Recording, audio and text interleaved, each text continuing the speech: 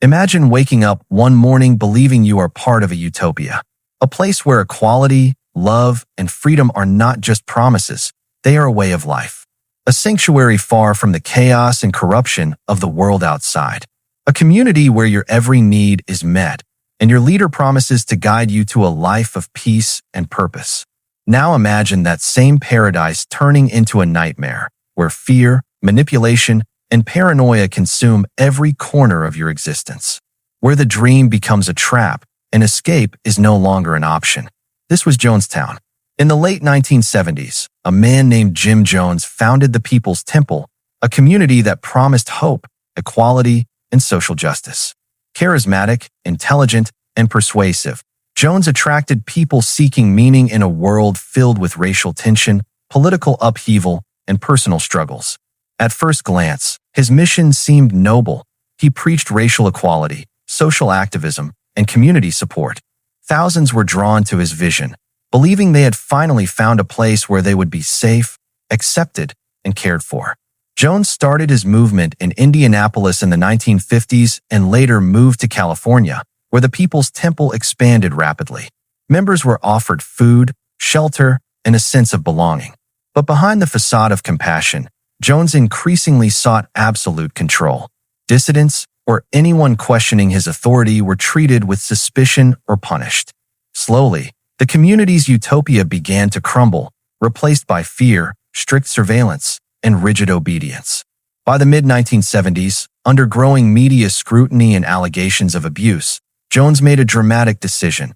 He relocated his followers to Guyana, in South America. There, he promised a socialist paradise, free from oppression and the scrutiny of the outside world.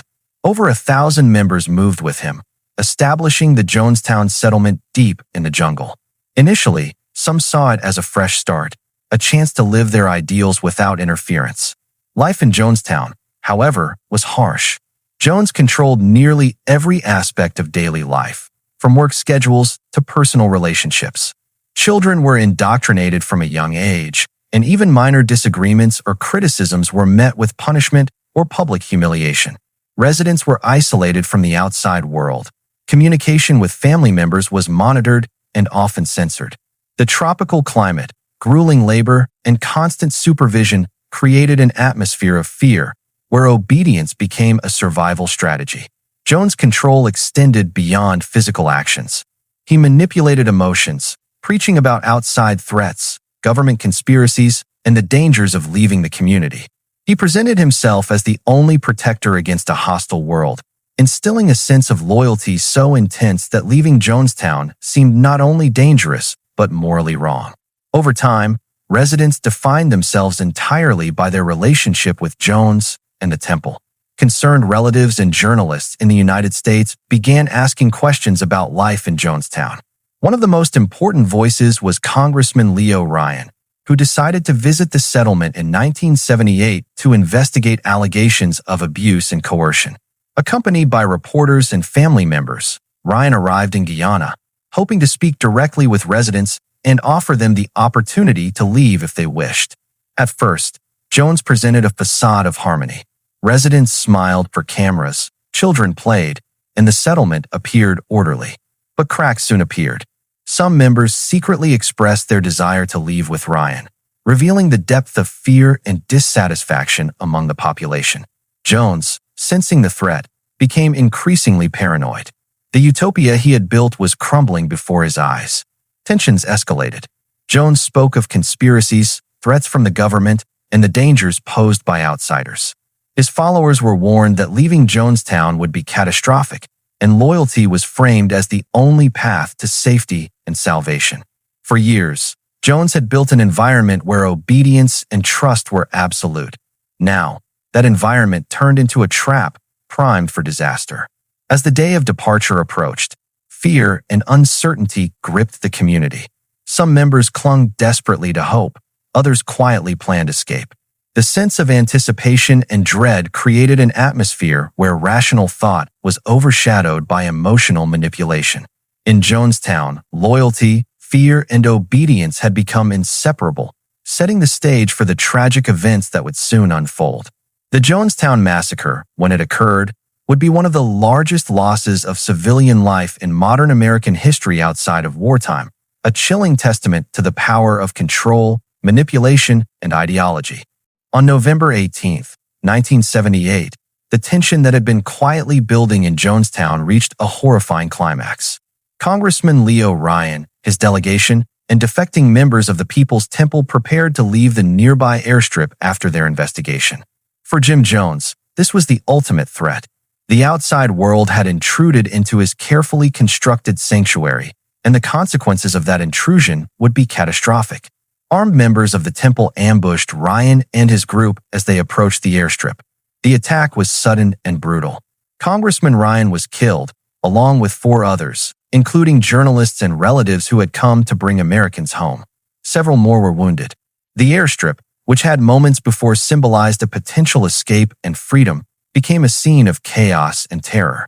Those who had come to investigate oppression were now confronted with deadly violence, and the attack sent shockwaves through Jonestown. Back at the settlement, Jones addressed his followers.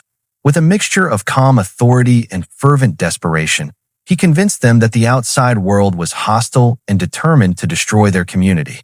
He framed the moment as a test of loyalty and introduced the concept of revolutionary suicide, presenting a cyanide-laced drink as the ultimate act of devotion. Children were included in this horrifying plan, and parents, conditioned over years of manipulation, administered the poison themselves. The scene that followed was horrifying. Adults and children consumed the poison under duress or coercion. Friends and neighbors encouraged one another to comply. The communal environment that had once fostered hope and belonging now became a theater of death.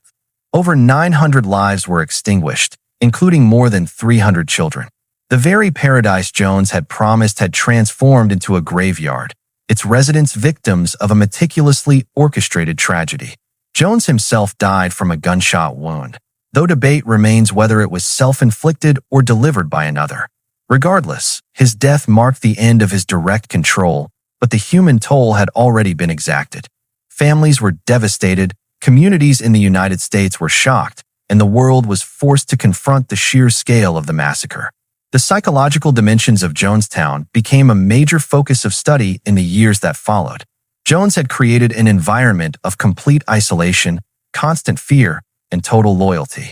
Residents were conditioned to see him as a savior and protector, believing that leaving Jonestown would be fatal.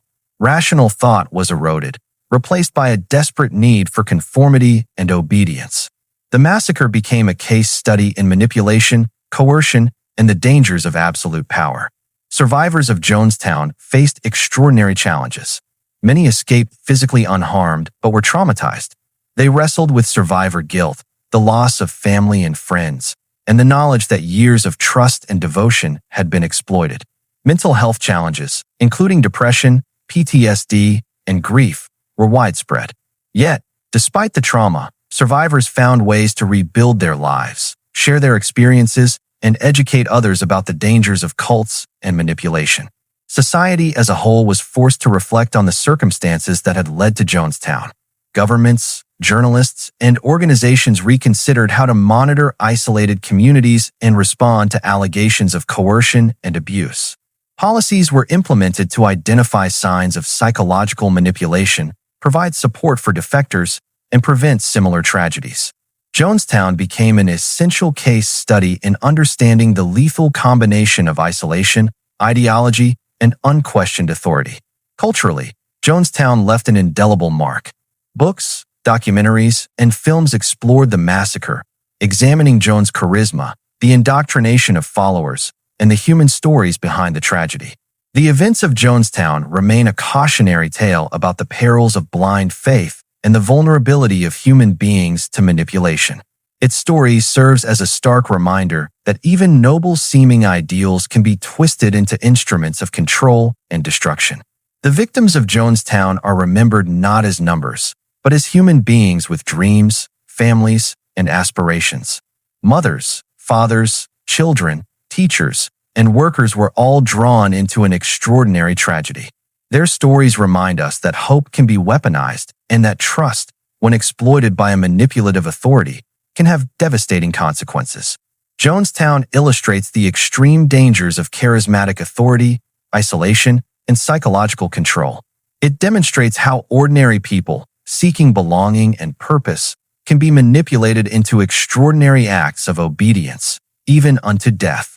The massacre compels us to examine the vulnerabilities inherent in human nature and the necessity of critical thinking, education, and awareness when confronting ideologies that demand absolute loyalty.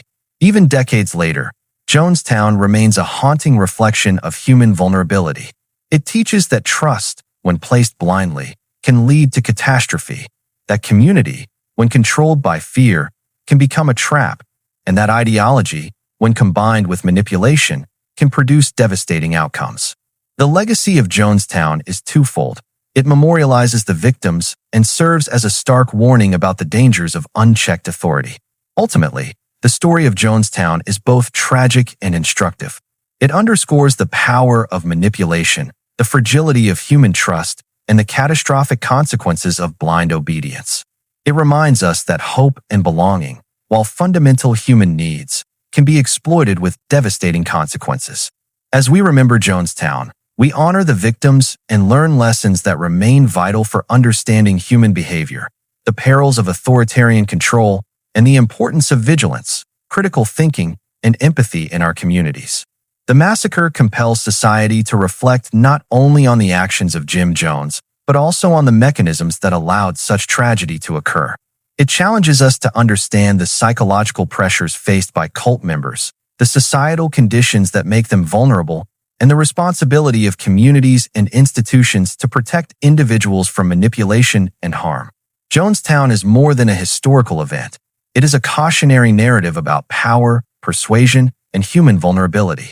It demonstrates how isolation and fear can be used to control even the most well-intentioned individuals, and how the desire for community and purpose can be exploited. The tragedy continues to educate, warn, and remind future generations of the fragility of trust and the catastrophic potential of unchecked authority.